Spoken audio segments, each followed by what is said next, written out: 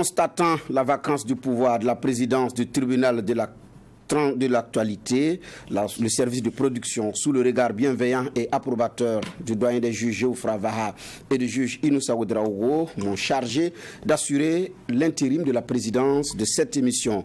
Une transition de courte durée, rassurez-vous, ce ne sera pas 36 mois, il n'y aura pas également de médiateur. Donc ce matin, je suis dans les fonctions de président du tribunal de l'actualité. Votre prestigieuse émission, alors, téléspectatrices et téléspectateurs, bonjour et bienvenue au tribunal de l'actualité de la radio Watt FM 100.7 et de la télévision Street TV numéro 254 du bouquet Canal+, et du multiplex de la TNT du Burkina Faso. Bonjour également au doyen des juges Geoffroy Vaha. Bonjour et bienvenue. Bonjour Président. Bonjour. Merci. Aussi à Inoussa, et je suis heureux d'être là. Merci, effectivement, ça fait plus d'une semaine que vous êtes absent. Merci. Merci. Merci également, juge Ouedraogo. Bonjour et bienvenue. Monsieur le Président, par intérim ou par président de la transition, bonjour. C'est comme vous voulez. Merci. Toujours est-il que c'est une transition et un intérim qui s'assure. Merci également. Bonjour à juge Ouedraogo, comme je l'ai dit, je précise que vous êtes troisième juge au siège et directeur de publication de Bendre. Tribunal de l'actualité dans une présentation de Bernard Bougma. C'est parti avec pour sujet ce matin l'attaque terroriste de Seitenga qui a eu lieu du 11 au 12 juin dernier et qui, selon le gouvernement, a fait 50 morts officiels parce que la rumeur folle avait effectivement évoqué plus d'une centaine de personnes tuées au cours de cette attaque terroriste et qui a également engagé beaucoup de personnes comme déplacés internes au niveau de Dori. Et donc, est-ce pour autant que cette rumeur s'est estompée? Est-ce pour autant que la confiance entre la parole du gouvernement et des gouvernants, est-ce que la confiance est restaurée? Nous allons voir tout de suite au cours de cette émission. Deuxième sujet également enrôlé ce matin, la désignation du président Mahamadou Issoufou, ancien président de la République du Niger, comme médiateur de la CEDEAO pour le Burkina Faso, divise le CDP, le parti de Blaise Compaoré. Entre ceux qui sont d'accord avec son magistère et ceux qui ne sont pas d'accord, il y a des déclarations qui se contredisent. L'aile Achille Tapsoba récuse Mahamadou Issoufou pendant que l'aile Edi Komboyogo affirme le contraire. C'est le deuxième sujet enrôlé pour ce matin. Mais bien avant d'effectivement décortiquer ce sujet, nous allons écouter les avant-propos des juges au siège après cette virgule.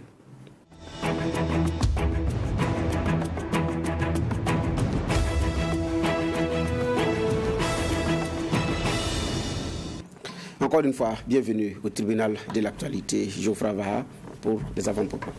Oui, merci Président. Moi, mon avant-propos sera lié au sujet que nous enrôlons aujourd'hui, parce qu'il y a un deuil national qui a été décrété, 72 heures, encore des Burkinabés qui sont tombés, et donc mes pensées vont à l'endroit de ces personnes-là, que la terre du Burkina leur soit légère, va à l'endroit des familles inconsolables aujourd'hui, va à l'endroit aussi de nos forces de défense et de sécurité qui ont besoin en tout cas de notre soutien pour inverser cette tendance qui est notre souhait aujourd'hui, va à l'endroit des populations burkinabées de façon générale à être résilientes et à se dire que demain sera sûrement meilleur. Mais vous savez, quand les larmes coulent et que les morts aussi, ne pensons pas que ce soit la dilution du cerveau que nous avons. Il reste intact. Donc la critique demeure, l'analyse demeure. Avec toute conscience, on regarde la situation et je pense que c'est dans la vie qu'on donne et qu'on partage qu'on peut améliorer les choses. Ce n'est pas dans notre propos de vouloir fustiger X ou Y, mais c'est de dire voilà ce qu'il faut faire, voilà ce que nous pensons. Et on espère qu'il y aura des oreilles attentives. Encore beaucoup de courage à tout le monde. C'est mon avant-propos de ce matin. Merci, juge Vaha. Juge Ouedraogo. Merci bien. Je voudrais aussi, à mon tour, traduire toute ma compassion à l'ensemble de ces familles qui ont été victimes de cette attaque barbare et ignoble. Et nos encouragements aussi à l'endroit de ceux qui se sont déplacés en masse. Ils ont tous nos encouragements et la nation entière pense à eux. Nous espérons que de telles choses n'arrivent plus, c'est ce que nous souhaitons. Mais je voudrais au-delà de ça également poser une problématique qui a été discutée à plusieurs reprises sur votre plateau ici, mais sur d'autres médias, à savoir l'augmentation des salaires de nos gouvernants. Les acteurs de la société civile ont critiqué, des partis politiques ont dénoncé, les populations elles-mêmes, à travers des émissions interactives, ont indiqué le caractère ignoble et indécent de cet acte qui a été pris donc pour augmenter les salaires. Mais malheureusement, on constate que, comme le dirait l'autre, le chien aboie et la caravane passe. Je pense que le gouvernement n'a pas pris l'entièreté de la mesure de l'indignation de nos populations. Et je voudrais donc les inviter à regarder et à écouter ce que les uns et les autres disent, que ce soit dans les gargotes, que ce soit sur les médias. Parce que le plus important, c'est d'écouter le peuple. Trébucher et tomber sont deux choses pardonnables. Mais fournir un effort pour ne pas se lever, c'est ce qui est condamnable. Et j'espère que le gouvernement nous entendra. Merci pour vos avant-propos. Nous allons véritablement commencer cette émission avec le premier sujet enrôlé. Il s'agit de l'attaque terroriste de Seitenga. Mais bien avant, il faut dire que les choses ont véritablement commencé le jeudi 9 juin dans la soirée autour de 18h où le détachement de Seitenga a fait l'objet d'une attaque terroriste avec 11 forces de défense et de sécurité qui sont tombées lors de cette attaque. Et c'est après cette attaque que dans la nuit du 11 au 12, il y a eu cette attaque maintenant sur la population civile avec ce que nous connaissons aujourd'hui comme conséquence des déplacés internes et 50 morts officiels. Alors, il y a d'abord eu ce silence du gouvernement, après il y a ces chiffres qui ont été avancés. Maintenant, c'est une énième attaque du Burkina, l'attaque terroriste, mais cette fois-ci, c'est pratiquement à la limite de la frontière, parce que juste avant d'ailleurs que le tribunal le commence, dans le journal qui vient de finir, vous aviez effectivement effectué ce déplacement-là au Niger. Vous avez été à pratiquement à 15 km de Seitenga. Alors, quelle est l'ambiance dans cette zone? Juge va pour commencer. C'est vrai que j'étais dans la partie Niger, nous avons de Tira et un peu plus en avant, c'est en gros 30-40 km de la frontière. Mais il y a peut-être le constat qu'on peut faire dans la partie nigérienne, mais qui n'est pas forcément la même chose dans la partie burkinabé.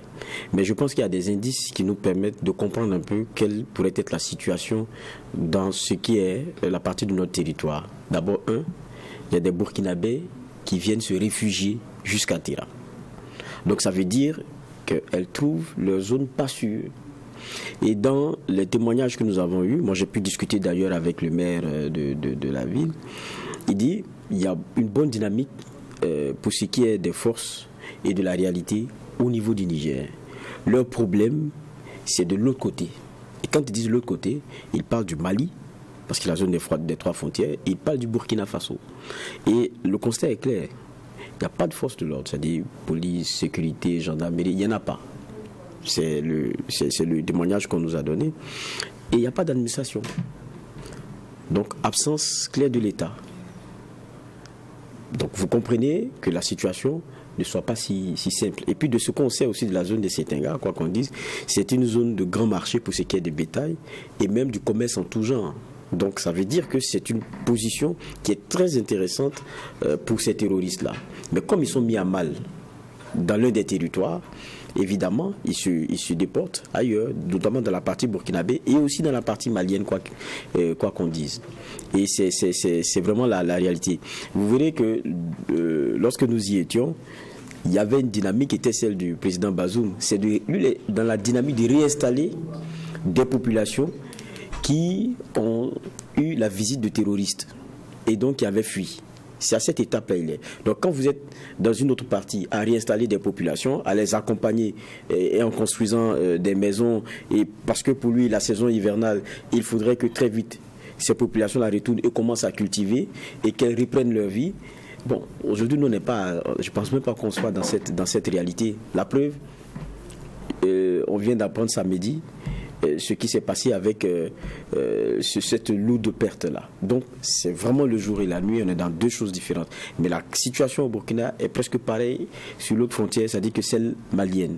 Donc, c'est ça vraiment la réalité dans cette zone-là. D'accord. Alors, vous dites qu'ils sont dans la dynamique de réinstaller leur population, mais Inoussa Ouedraogo, c'est une attaque à la limite de la frontière, alors que les frontières sont réputées en même temps poreuses, mais aussi suffisamment protégées, compte tenu de leur fragilité et ce qu'il peut avoir. Quel est votre regard?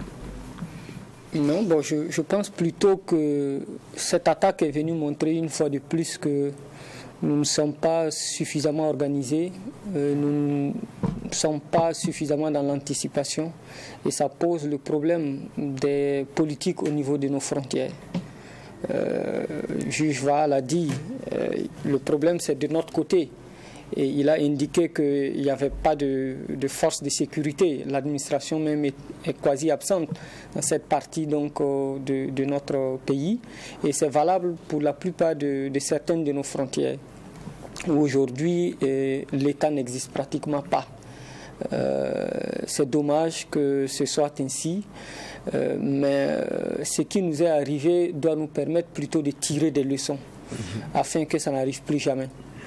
Quand Solomon est arrivé, on s'était dit que on avait atteint le summum de la violence et donc de l'urgence de la prise de conscience de l'ensemble des acteurs, des acteurs nationaux par rapport à cette crise-là.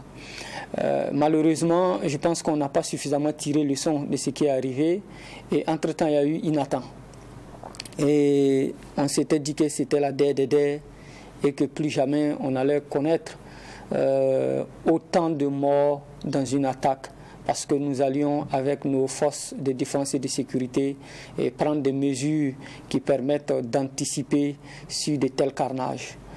Malheureusement, à la réalité, on se rend compte qu'on n'a toujours pas tiré suffisamment de leçons. Et puis, Seitenga est arrivé. On l'a tous déploré. Mais je pense qu'au-delà vraiment des condamnations de ces attaques barbares et méchantes, on doit vraiment, à un moment donné, savoir s'arrêter pour faire un point de façon honnête, de façon franche, en se disant la vérité. Qu'est-ce qui ne marche pas? Qu'est-ce qui ne va pas? Pourquoi autant de résultats, je dirais, négatifs? Pourquoi nos forces de défense et de sécurité n'arrivent pas? Vraiment, il faut qu'on pose le débat. Mais tant qu'on va tourner autour du pot, tant qu'on va continuer à dire oui, nous sommes forts, nous montons en puissance, nous faisons un travail formidable, c'est la conséquence des répressions. Est-ce pour autant qu'un travail aussi formidable n'est pas fait quand on tient compte de ce que le commandant du théâtre des opérations nationales, donc le lieutenant-colonel Bamouni, a fait comme point? Est-ce que pour autant qu'il n'y a pas un travail qui est fait sur le terrain quand on tient compte de ce qu'il a dit? Non, je ne dis pas qu'un travail n'est pas fait. Loin de moi cette idée. Et je voudrais saluer le courage et la détermination de ceux qui, jour et nuit, combattent pour que nous soyons toujours là à parler. Je ne nie pas le travail qui est fait. Mais entre le travail qui est fait et les résultats qui sont obtenus, l'écart est abyssal. J'ai la faiblesse de croire que ce n'est pas cela notre armée. Notre armée a mieux que ça à vendre et à donner. Nos populations ont mieux que ça à vendre et à donner. Et je pense qu'il se pose un problème de gouvernance. Quand je parle de problème de gouvernance, ça fait appel à un certain nombre de choses, dont justement l'efficience. Quand on vous donne les moyens pour faire un travail, soit ces moyens ne vous permettent pas de faire le travail, et vous le dites, soit si vous n'avez pas de résultats, il y a quelque chose qui manque. Vous voyez, depuis quelques mois, à chaque conseil des ministres, il y a des dégagements. Il y a des gens qu'on sanctionne, soit parce qu'ils n'ont pas atteint des résultats, soit parce qu'ils ont posé des actes qui vont à l'encontre de ce que nos lois prévoient. Est-ce que dans le cadre de l'armée, il y a ça? Parce que moi, je pense que, comme le disent souvent les militaires eux-mêmes, le problème est ailleurs. Les terroristes qui nous terrorisent ne sont pas mieux formés que nos militaires et nos forces de police et de gendarmerie. Ils ne sont pas plus équipés que nos forces de défense et de sécurité. Peut-être la différence entre nos FDS et ces terroristes, la seule différence que je perçois, c'est leur engagement à atteindre leur objectif. C'est le refus de la peur et de se dire que, quoi qu'il arrive, nous allons avancer, nous allons faire ce que nous avons à faire. Et je pense que du côté de nos FDS, peut-être qu'à un moment donné, le moral des uns et des autres a baissé, mais je pense que nous pouvons mieux faire que ça. Il suffit de nous organiser, de mieux nous organiser et d'impliquer tout le monde, chaque acteur de la société, et nous pourrons inverser la tendance. Ok, le juge Ouédraogo disait tout de suite qu'on manque beaucoup d'anticipation. Tenga est harcelé régulièrement compte tenu du fait de sa situation géographique.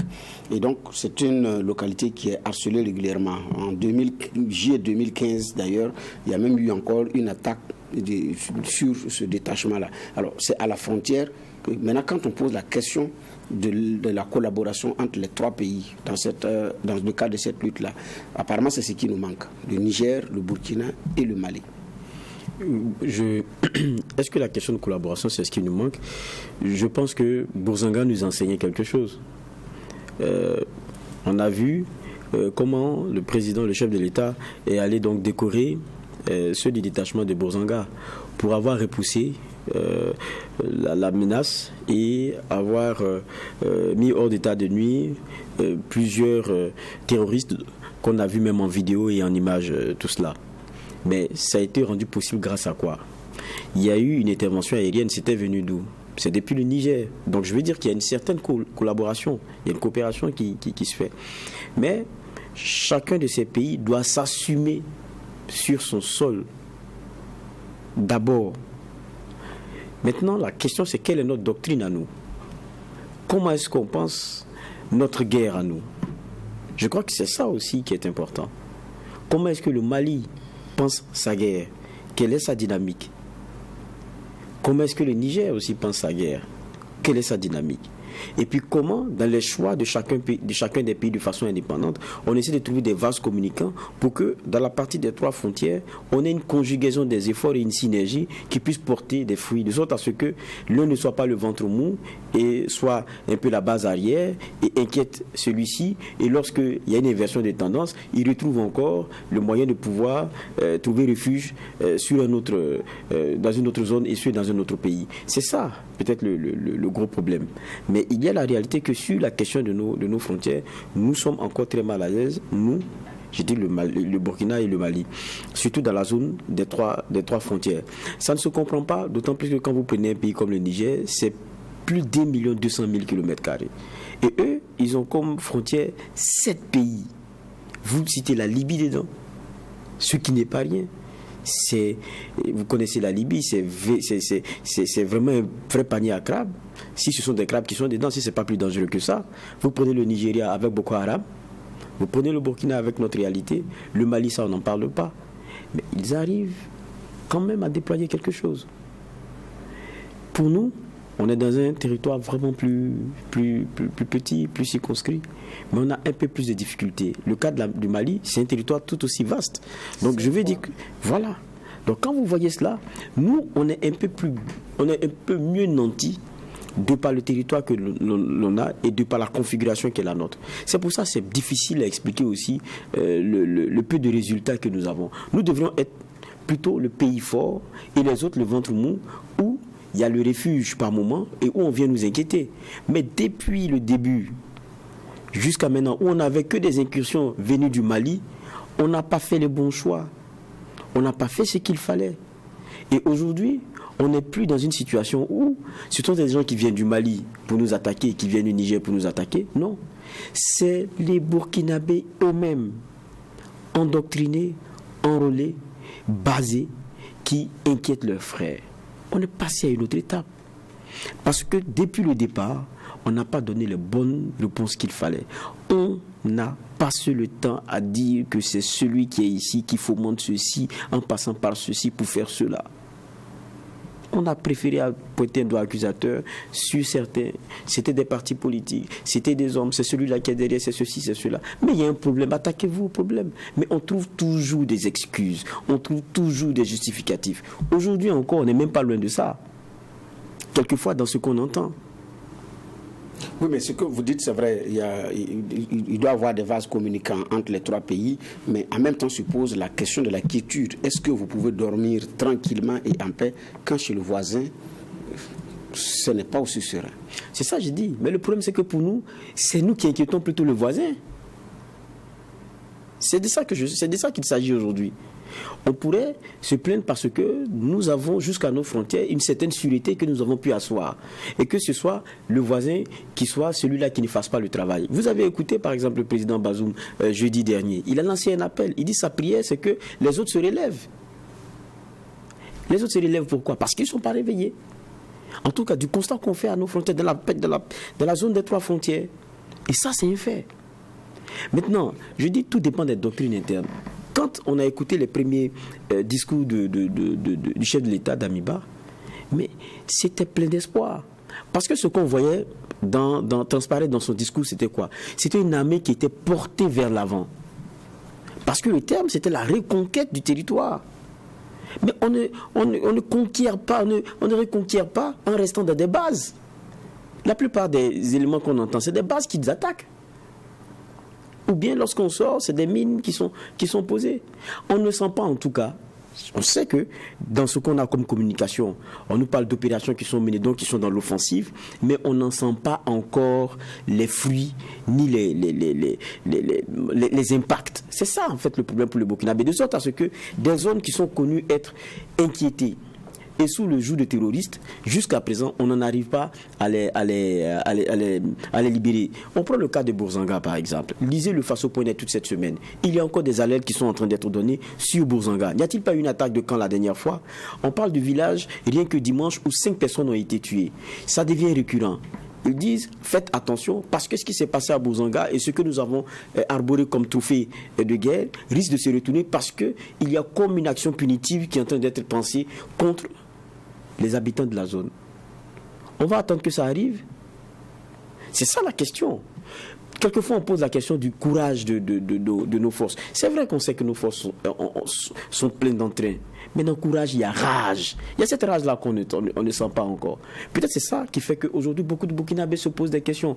Mais ce n'est pas méchant.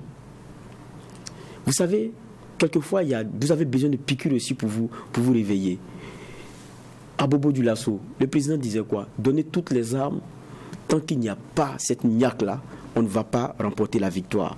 Ah, mais attention. Le lieutenant-colonel Evra Sonda, il a dit récemment quoi?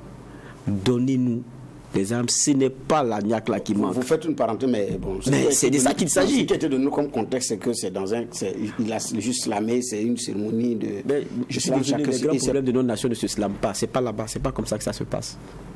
C'est pas un porte-parole qui a pour rôle le porte-parole là qui est celui de venir dire, à qui on dit allez dire. Je suis désolé. On peut avoir une réflexion sur ce qui est en train d'être dit. Les mots pèsent, et je le dis au regard de la bouche d'où ça sort. Vous allez parler d'un contexte, mais il a dit quelque chose qui est une vérité. Expression d'un malaise ou revendication de moyens. Dans les deux cas, vous savez que c'est un malaise. Revendication de moyens, c'est un problème parce qu'on se dit qu'il parle à l'oreille du président. Expression d'un malaise, c'est qu'il y a un malaise. C'est ça le problème. Et ça ne se pose pas ici et là, dans le contexte que nous avons vu, qui plus est en slam. Bon.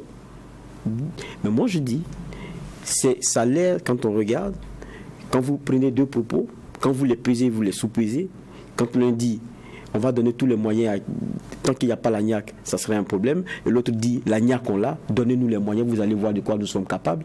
Au moins peut-être qu'il y a à retenir qu'il y a des moyens qui attendent de venir. Moi, je posais la question quand le porte-parole du gouvernement était venu ici. J'ai dit, quelle est votre doctrine? Quelle est votre vision? Qu'est-ce que vous voulez? Parce qu'on a l'impression que l'un des problèmes qui avait été posé avant que Roch ne tombe, c'était la question des moyens. Et que les quelques moyens qu'on avait, quelquefois, on se posait la question sur la qualité de l'acquisition. Mais jusqu'à présent, depuis que vous êtes venu, on n'entend pas parler d'acquisition. Est-ce que c'est nous qui nous trompons ou bien on n'est pas informés? Nous a dit on n'est pas informés. Mais bon, je pense que le lieutenant-colonel Evrassi, il est plus informé que nous. Si lui, il dit « donnez-nous les moyens », ça veut dire qu'il y a un problème.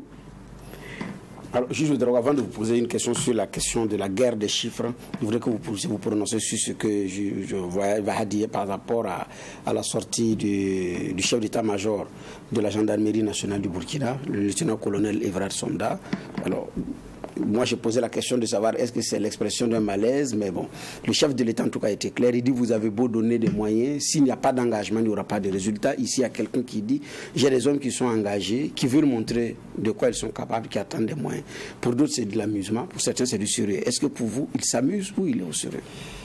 Seul le lieutenant-colonel Evrard Somda peut dire s'il plaisantait ou s'il était au sérieux.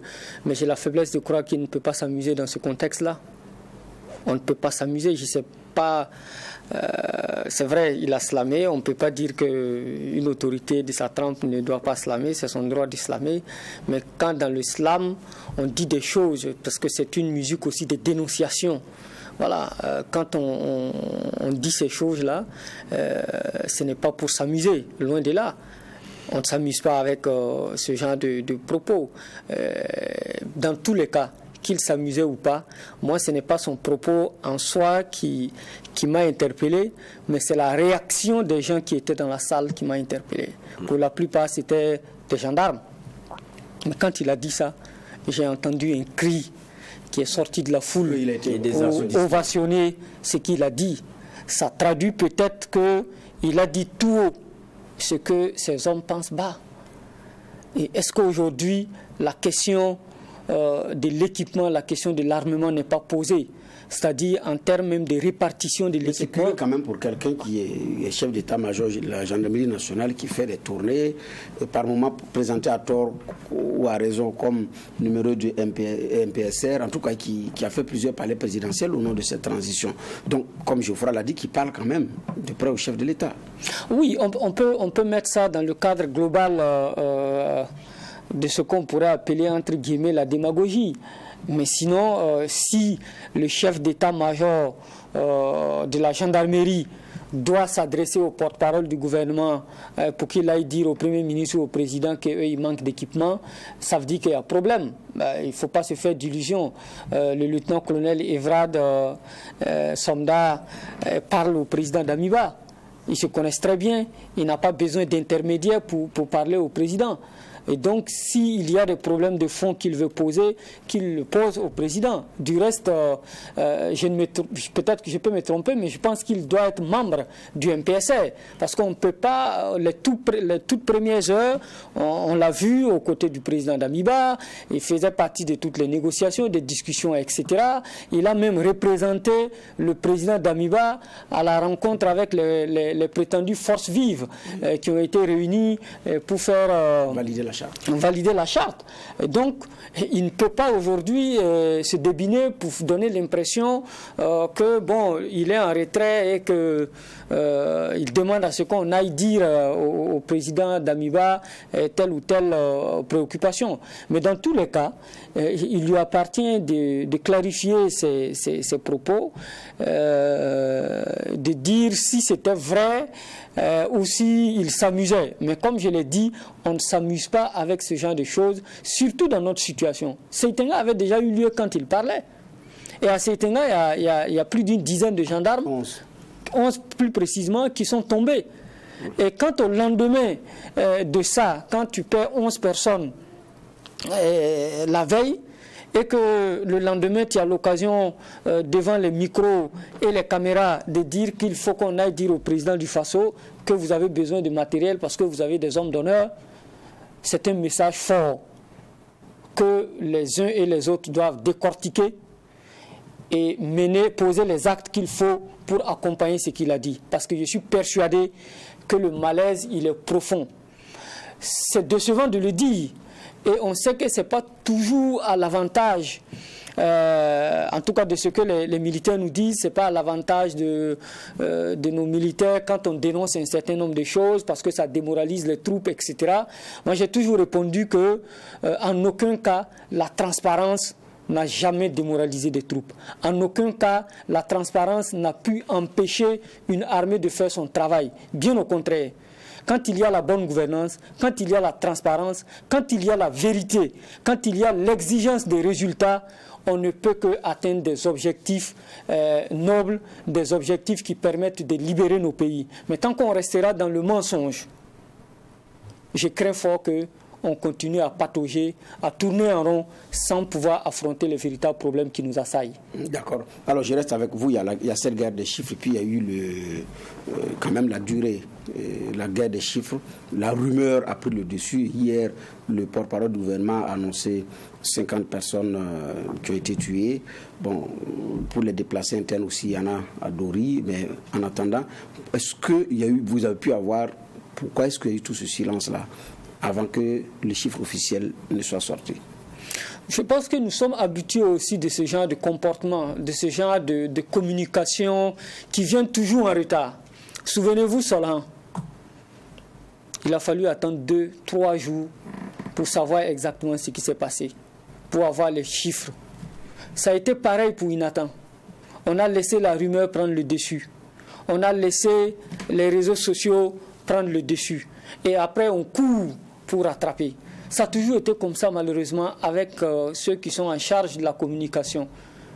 Mais tant que vous serez en train de courir pour rectifier les informations, personne ne va vous prendre au sérieux. Et ça pose encore le problème de l'anticipation. Quel est le process de la communication dès que ce genre de situation arrive? Ce sont les réseaux sociaux d'abord qui commencent à murmurer. Les populations qui sont dans la zone parlent à leurs parents, ainsi de suite. Mais il faut qu'à un moment donné, ça s'arrête. On ne peut pas continuer comme ça, à être toujours en train de courir pour rattraper les choses, à contredire, à apporter des démentis, etc. Sur les chiffres des 50, bon, malheureusement, on a des gens de la localité, on a des sources qui nous disent que ça a été un carnage. Le gouvernement lui-même accepte que ça a été un carnage. Et ils nous disent qu'il y a 50 morts. Et quand on pousse à bout, ces autorités-là, ils disent oui, le bilan pourrait s'alourdir. Non. J'ai parlé tantôt du besoin de dire la vérité aux gens. Vous n'êtes pas obligé de dire tout ce que vous savez, mais vous devez faire en sorte que tout ce que vous dites là soit vrai, soit vérifiable, même dans 5 ans. Parce qu'il ne faut pas que demain on nous sorte un chiffre de 100, un chiffre de 150. Ça décrédibilise le discours de l'autorité et ça contribue à affaiblir l'autorité et à faire faillir davantage notre État. Et c'est tout ça le problème depuis le début. On a passé le temps à mentir, on a passé le temps à dire des choses qui n'étaient pas vraies. Et chaque jour que Dieu fait, la vérité nous rattrape.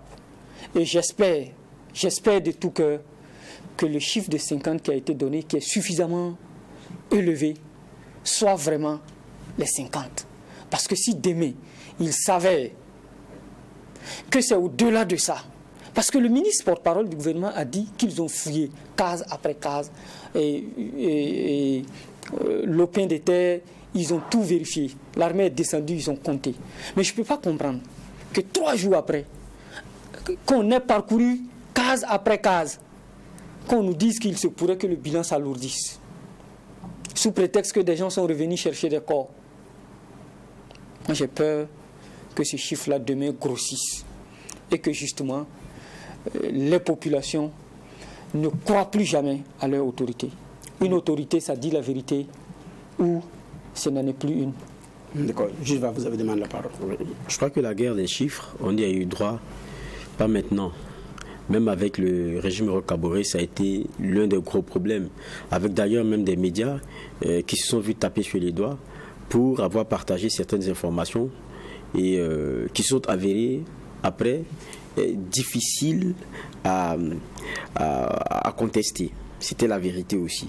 Et après, on a vu, et on a eu quelqu'un sur ce plateau qui était aussi dans la machine MPP, c'est Mossé. Oui, Abdoulaye Mossé, du PPS. Voilà, qui nous a fait une confidence sur la question des chiffres. Il dit, en interne même, c'était un fort débat.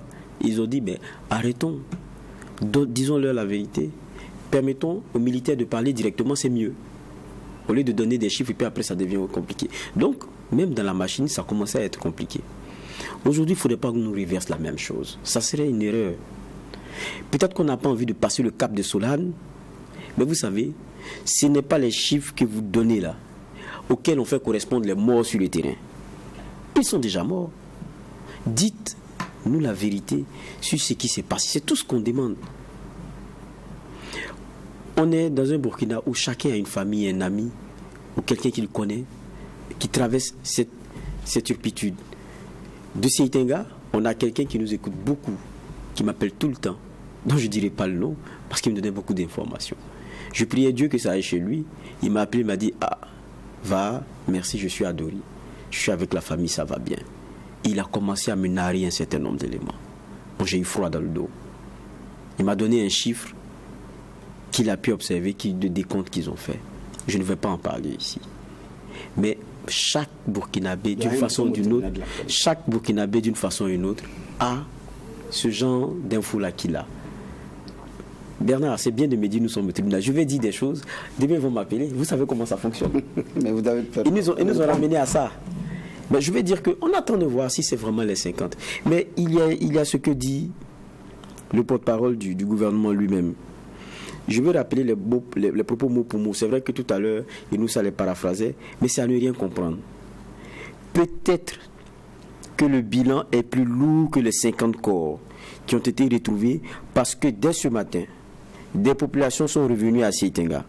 Peut-être auraient-elles les corps de leurs parents.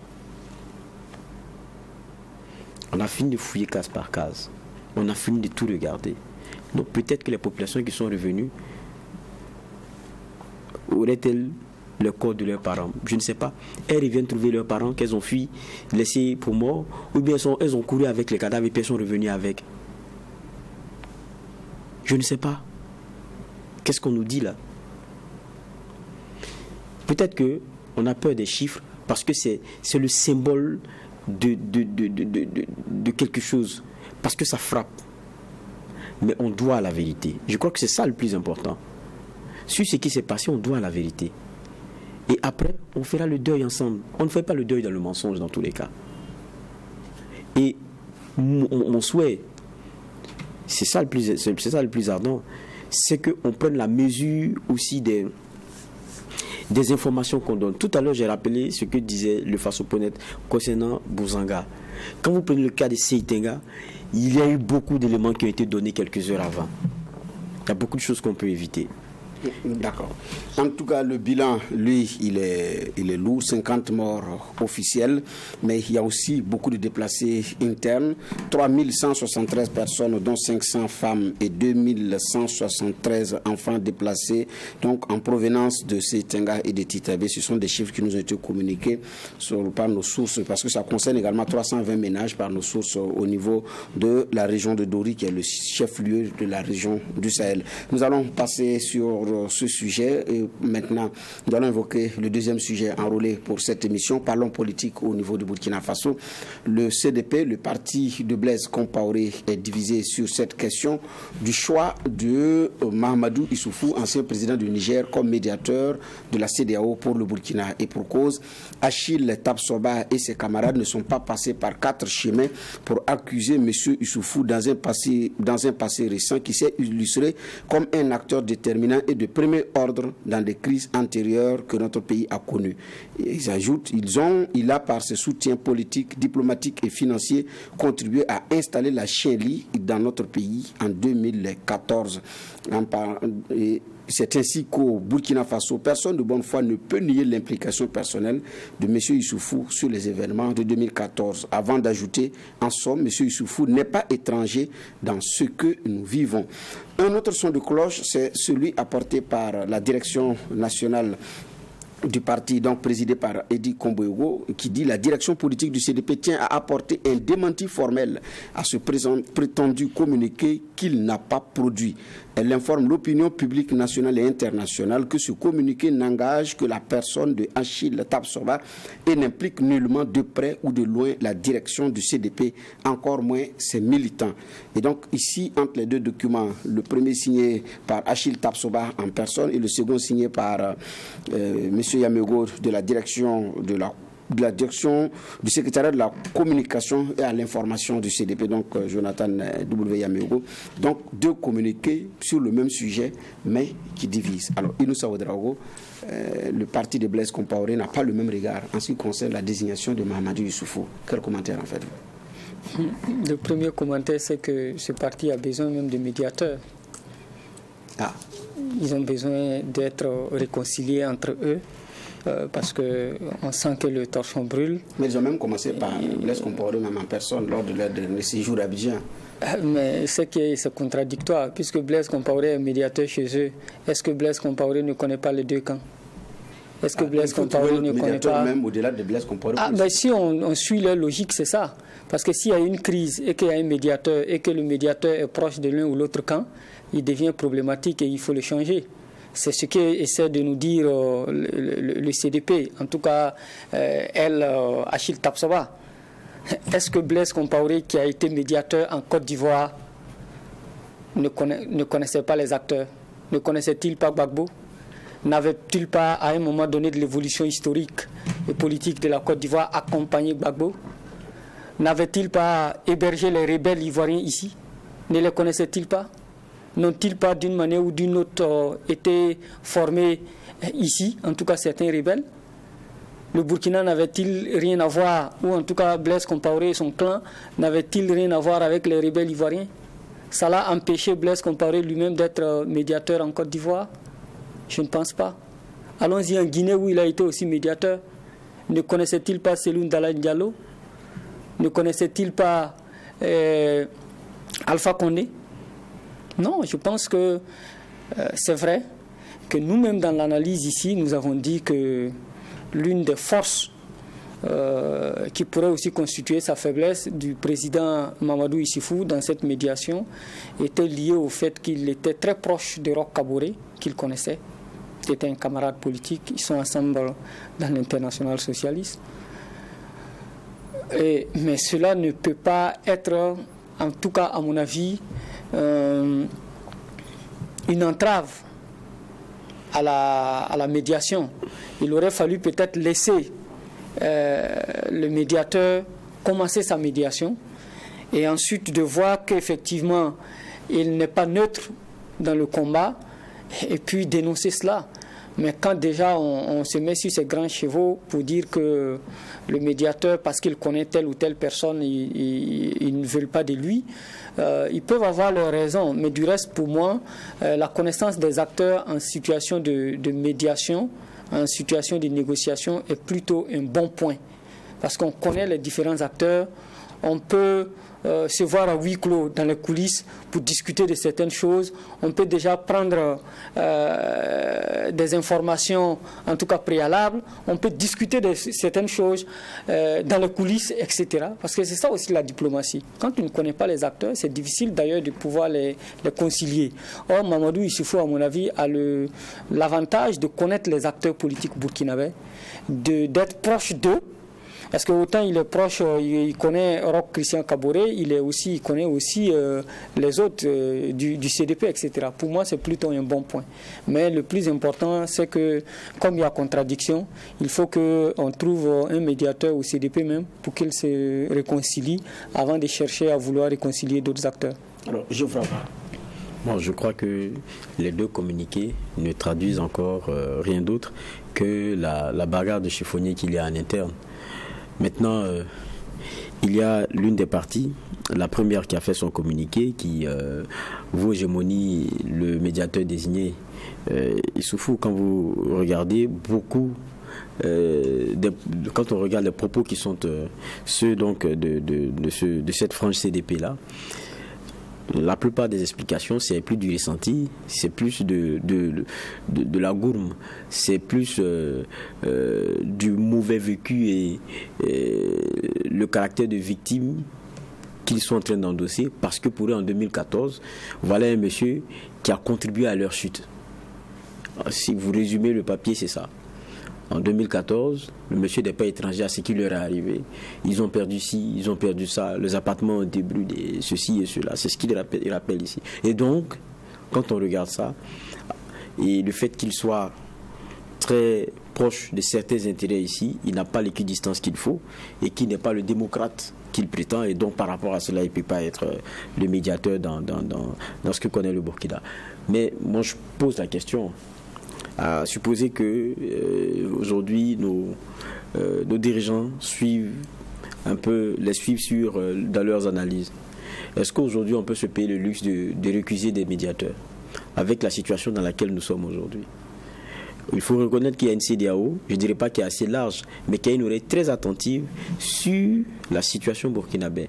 C'est un peu plus différent le ton qu'ils ont avec nous que le ton qu'ils ont avec la Guinée ou avec le Mali. Ça, il faut le reconnaître parce que nous sommes dans une démarche qui n'est pas celle frontale, de faire comprendre quelles sont les difficultés qui sont les nôtres, quelles sont les réalités, et poser sur la table de la CEDEAO l'opportunité même d'une contribution, fut-elle la leur, pour lever certaines barrières pour qu'on puisse ensemble aller vers ce qu'ils veulent.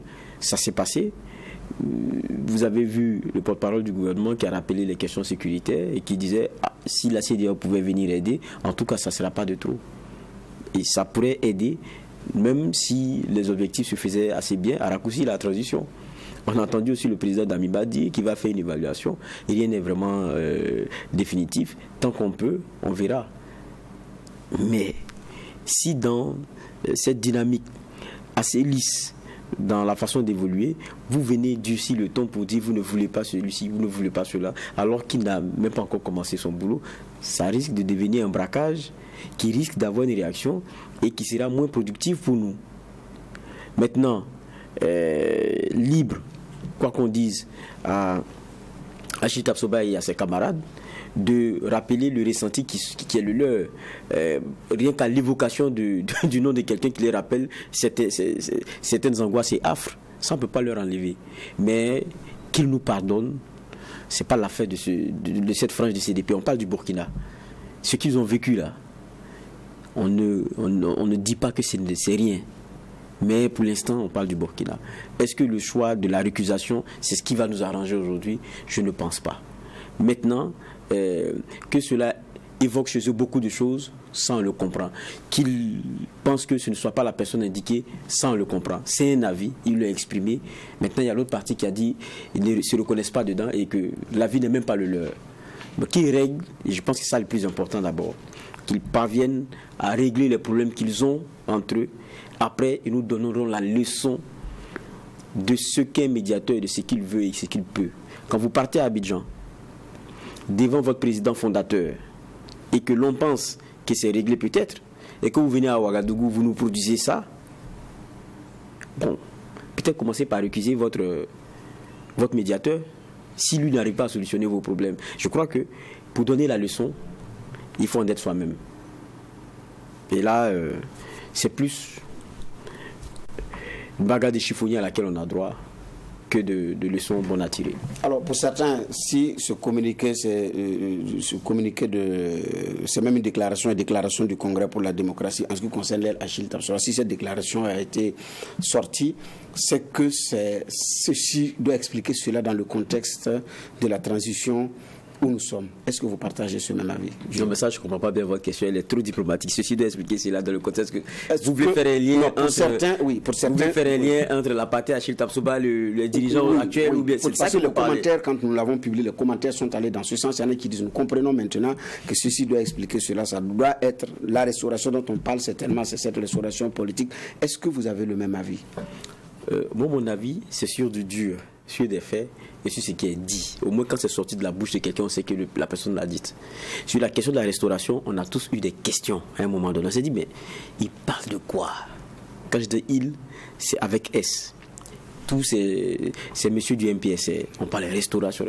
Définissez-nous, c'est quoi la restauration? Ils ont dit, c'est lié au territoire qu'il faut regagner, qu'il faut reconquérir dans son entièreté. Ok, donc je m'en tiens à ça. Maintenant, ceux qui y voient une idéologie un peu récente, une façon de voir dans laquelle certains partis en tout cas traçaient leur sillon et tout, et donc le rapprochement est vite fait. Bon, pour l'instant, moi je m'en tiens qu'au fait. Maintenant, est-ce que ce ne sont pas des gens qui disent ce que d'autres refusent d'avancer. Ça, on ne peut pas le savoir. Mais pour l'instant, moi, je m'en tiens au fait. Donc, je ne peux pas rentrer dans cette analyse-là. En tout cas, le communiqué, la déclaration de l'El Achille Tapsoba évoque la consolidation du pouvoir du lieutenant-colonel Yacouba Isaac Zida en tandem avec Michel Kafando en vue de la transmission du pouvoir et ses amis du mouvement pour le progrès du peuple pour le progrès MPP de Salifou Diallo, Simon Compaoré, de Rochmar Christian Kaboré. Très rapidement, l'on sait que le président Mahamadou Issoufou fait partie des présidents qui avaient dit niet au coup d'État qui avait été opéré par l'ex-RSP vers la fin de la transition. C'est pourquoi certains font ce lien-là. Inoussa Ouedraogo, est-ce que vous êtes du même avis ou c'est juste des analyses et des commentaires fiction? Vous n'avez que 2 minutes parce que nous sommes pratiquement à la fin de cette émission. Non, ce qui est évident, c'est que il y a beaucoup d'éléments aujourd'hui qui montrent la collision entre l'ancien régime et le MPSS. Ça, c'est indéniable. Maintenant, est-ce que c'est pour ça que le CDP et El Achille Tapsoba recusent? C'est possible, mais dans tous les cas, les jours et semaines à venir nous permettront d'avoir beaucoup plus d'éléments pour pouvoir mieux commenter. Mais sinon, si c'est nos avis personnels que vous voulez, il est évident qu'à travers le discours ou à travers la déclaration qui a été sortie, on voit clairement qu'il y a encore de la rancœur au niveau de ceux qui ont perdu le pouvoir en 2014. Ils estiment que le président Mahamadou Issoufou a contribué non seulement à l'insurrection populaire, mais aussi à la résistance au coup d'État. Mais moi personnellement, je pense que c'est une très bonne chose. C'est une très bonne chose que Mahamadou Issoufou ait soutenu la résistance. Et l'un des débats que nous posons aujourd'hui, c'est justement de savoir pourquoi le coup d'État est passé. Pourquoi ce peuple qui, en 2014, est sorti pour dire qu'il ne voulait pas de coup d'État constitutionnel d'abord, et ensuite est sorti en 2015 pour dire qu'il ne veut pas de coup d'État physique, et malgré la toute-puissance du RSP, ils ont résisté, on a réussi à empêcher ce coup d'État, et que 5 ans après, ou disons 7 ans après, ce même peuple reste calme. C'est plutôt cette question qu'il faut se poser, de savoir pourquoi jusqu'à présent la population n'est pas encore sortie pour vomir ce qu'il avait en tout cas empêché hier. C'est ça la question de fond, et peut-être même que ça va venir. Et donc il faut éviter de revenir à la surface avec ce genre de choses-là, alors que tous les jours on crie sur tous les toits la nécessité de la réconciliation. Quand on veut la réconciliation, on travaille soi-même à dire que pour moi, je mets de côté tout ce qui est passé et allons-y de l'avant. C'est ce qu'ils chantent tous les jours, mais dans les faits, on se rend compte qu'eux-mêmes, ils reprochent certaines choses. Mais entre 2014 et 1987, on ne va pas rentrer dans ce débat-là, mais il y a beaucoup de gens qui sont morts et pour ça, il faut un peu plus de la décence des partis politiques qui pensent que parce qu'ils ont perdu le pouvoir, ils ont perdu tout. Le Burkina est au-dessus de leur pouvoir, le Burkina est au-dessus de leurs intérêts égoïstes et bellicistes. Point final de cette convocation du tribunal de l'actualité de ce jour. Nous avions comme sujet enrôlé l'attaque terroriste de Seitenga et la contradiction au niveau du CDP par rapport au choix du médiateur Mahamadou Issoufou pour la CEDEAO, donc au compte du Burkina Faso. Merci à juge Geoffra Vaha, merci au juge Inoussa Ouedraogo. Madame, Messieurs, c'est la fin de cette émission. Nous nous donnons rendez-vous demain matin pour notre convocation de votre émission du tribunal de l'actualité. Au revoir et bien des choses chez vous.